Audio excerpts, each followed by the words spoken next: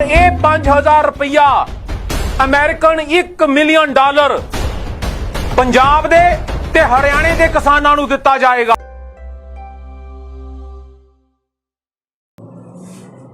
Hello friends, welcome to Pro Nation News. 26 जनवरी को जो कुछ भी हुआ वो हिंदुस्तान के इतिहास में एक बहुत बड़ा धब्बा है, दाग है। लेकिन ये पूरे प्रकरण में ऐसा कहें कि जो भी मांगे थी किसानों की मांग के और किसान के आंदोलन की आड़ में कहीं ना कहीं एक अलगाववादी संगठन, एक जो आतंकवादी संगठन है या ऐसे लोग जो भारत में सौहार्द का माहौल खराब करने की कोशिश कर रहे हैं, उनकी बहुत ही बड़ी प्लानिंग थी। और ये प्लानिंग आज से नहीं, ट्रैक्टर परेड से शायद 4 या 5 दिन पहले ही उसका खाका तैयार हो गया था। ऐसा मैं इसलिए बोल रहा हूँ क्योंकि अगर मैं विस्तार से पूरे प्रकरण को समझने और समझाने की कोशिश करूँ तो आंदोलन के समय में ही वहाँ पे जो भी आंदोलनकारी आए थे किसान के नाम पे या तथाकथित किसान के नाम पे, जो लोग भी वहाँ पे मौजूद थे, वहाँ पे जर्नैल सिंह भिंडरेवाला और जगपाल सिंह हवारा, ये इन दोनों लोगों के पोस्टर भी दिखे थे। और ये दोनों नाम आप लोग जानते होंगे, बखूबी जानते हैं। और अगर नहीं जानते हो तो हम आपको बता देते हैं कि भिंडरेवाला 1984 सिख दंगों का मास्टरमाइंड, खालिस्तान समर्थक, जिसको स्वर्ण मंदिर में हमले में मारा गया था, वो व्यक्ति जो कि 1984 दंगों का मास्टरमाइंड या सर्वे सर्वा था, उसकी फोटो और तस्वीरें वहाँ पे किसान आंदोलन में दिखी।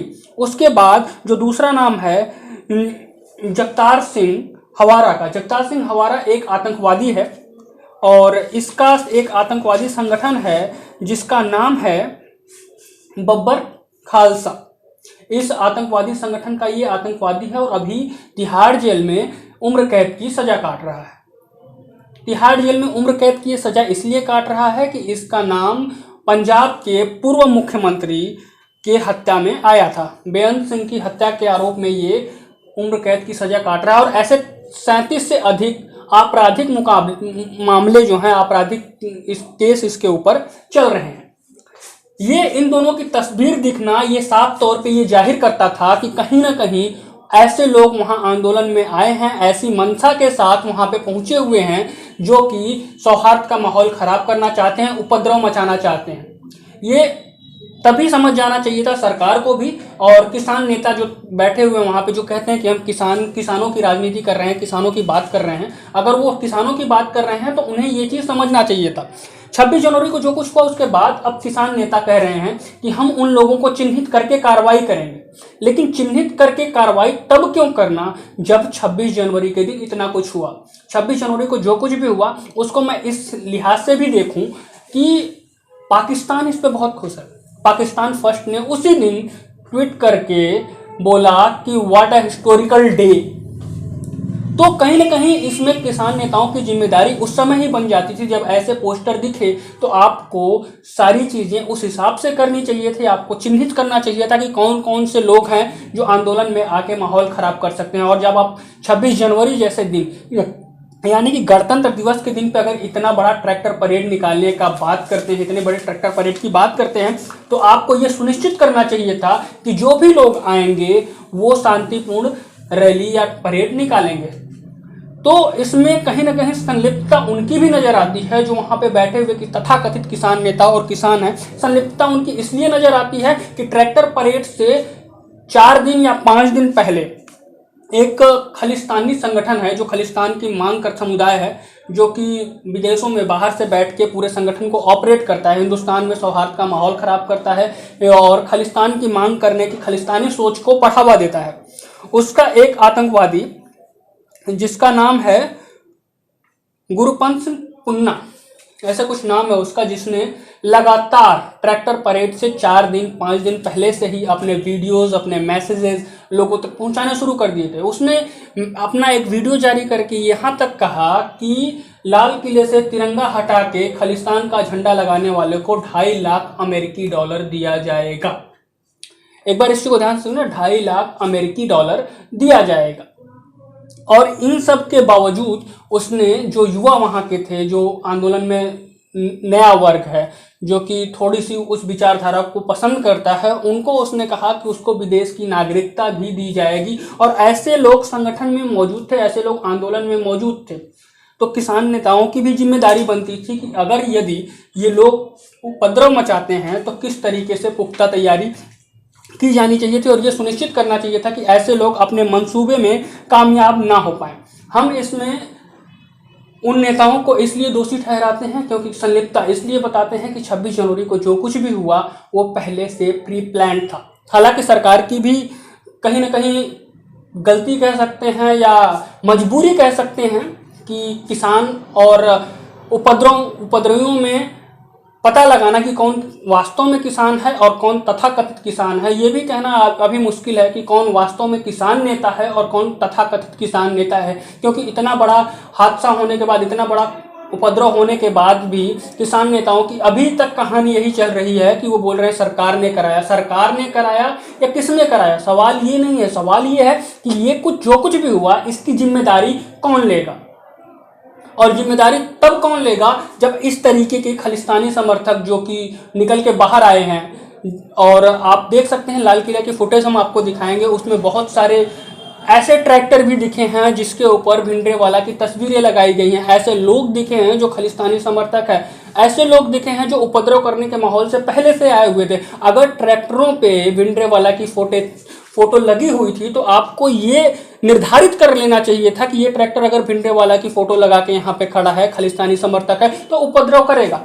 अगर आपने ये सुनिश्चित नहीं किया, यानी कि आप भी कहीं ना कहीं इसमें सम्मिलित थे, आपको पता था कि क्या होने वाला है, और होने के बाद आप अपना पल्ला सरकार के ऊपर झाड़ रहे हैं। हालांकि सरकार की भी जवाबदेही बनती है कि अगर ऐसा कुछ होता है, तिरंगे को लाल किले जैसी जगह से हटाया जाता है, तो किस तरह की तैयारी होनी चाहिए थी, कैसे एक्शन लेना चाहिए था। सरकार कहीं ना कहीं इसमें सरकार को भी जवाब देना पड़ेगा, सरकार की भी जवाबदेही बनती है। लेकिन सरकार के लिए मुश्किल ये था कि ये सुनिश्चित करना कि ये किसान है या उपद्रवी, थोड़ा मुश्किल था।